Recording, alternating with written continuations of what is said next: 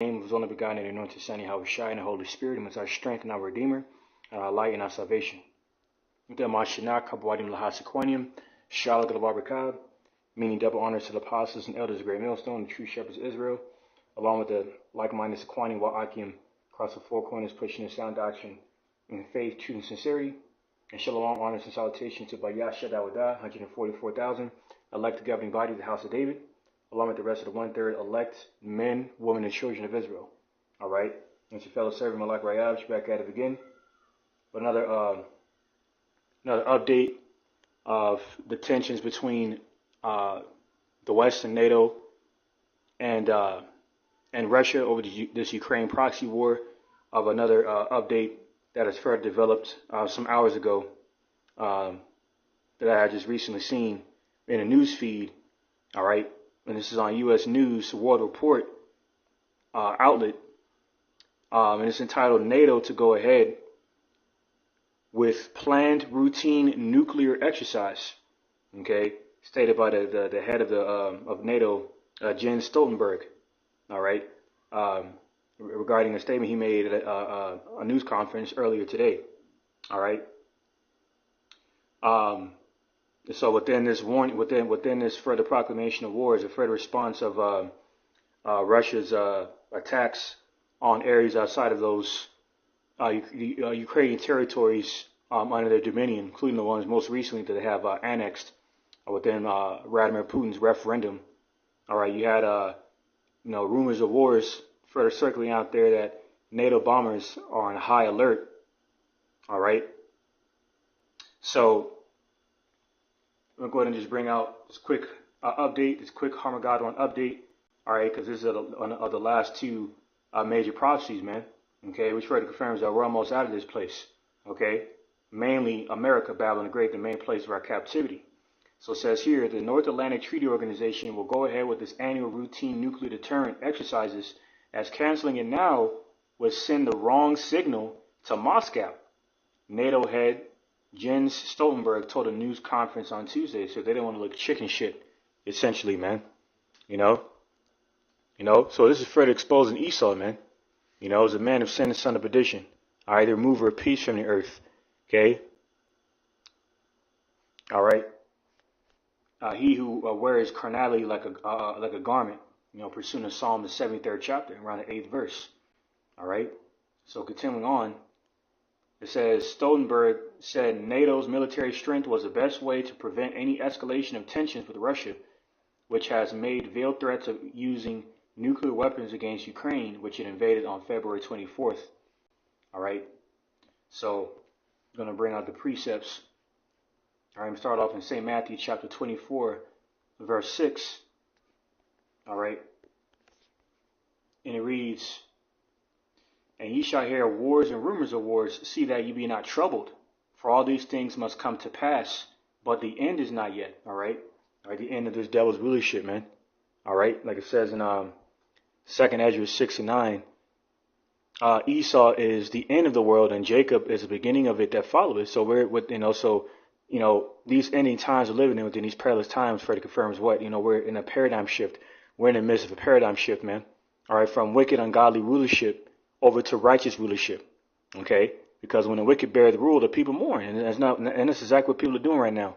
Mourning through various different forms of such, such as protesting, rioting, looting, attacking cops, at an alarming rate, at an all-time rate.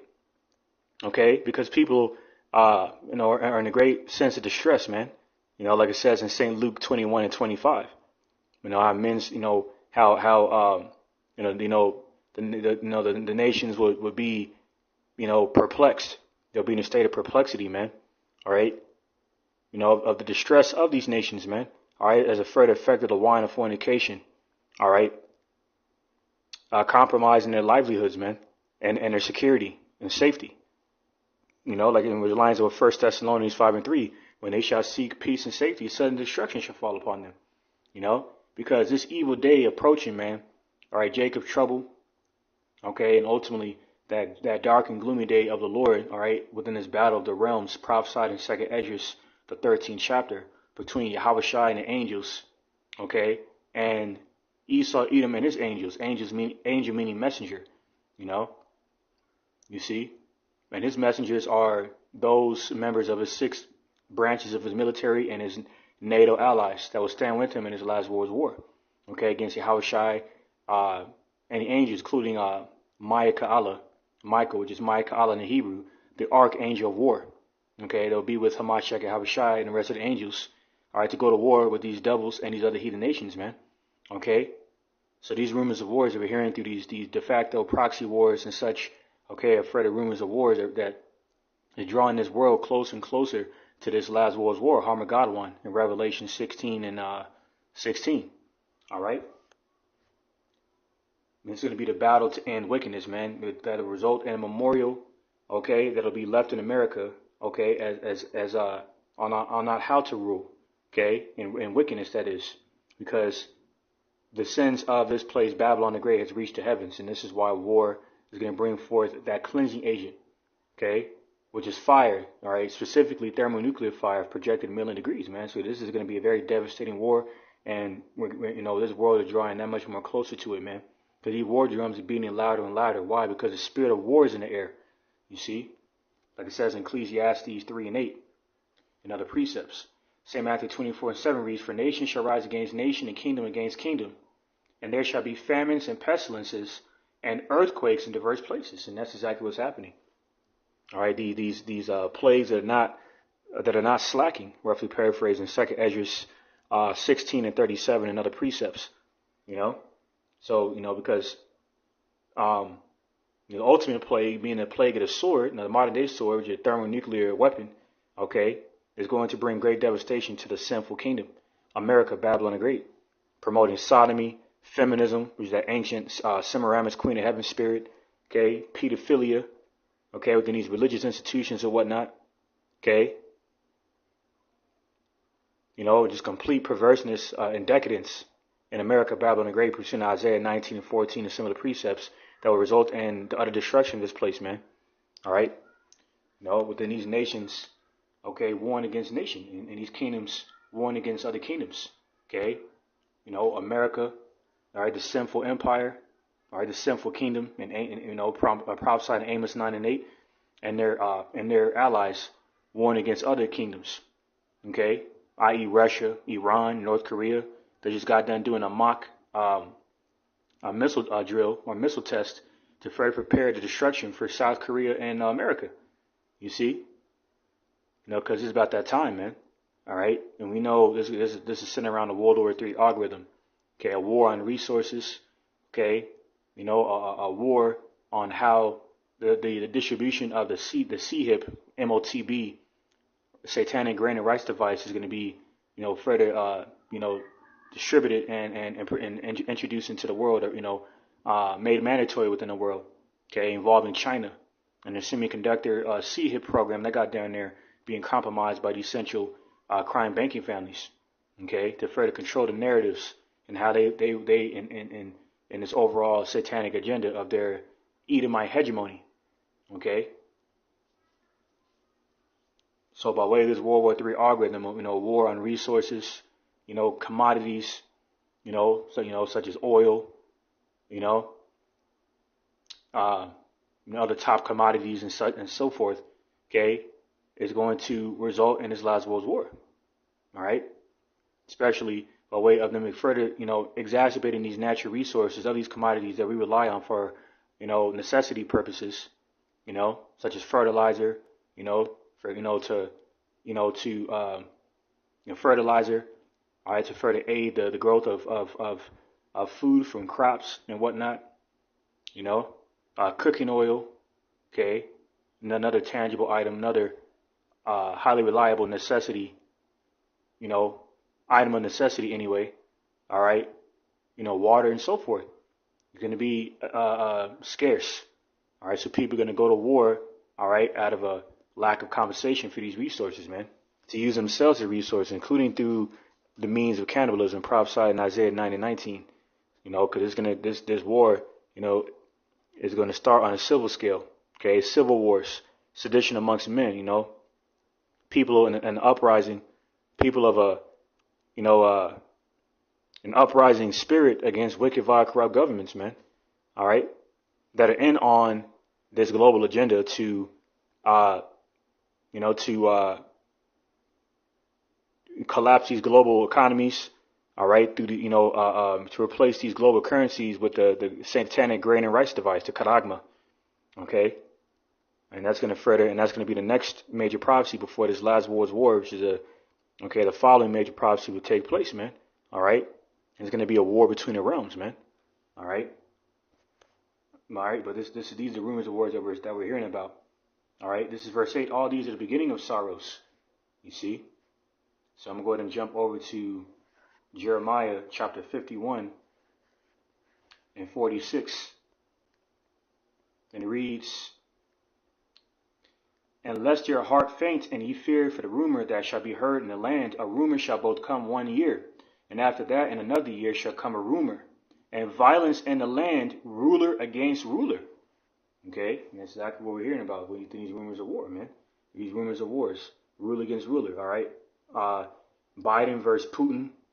Okay, Biden versus Xi Jinping. Biden versus Kim Jong-un in terms of their regimes, battling it out through their armies.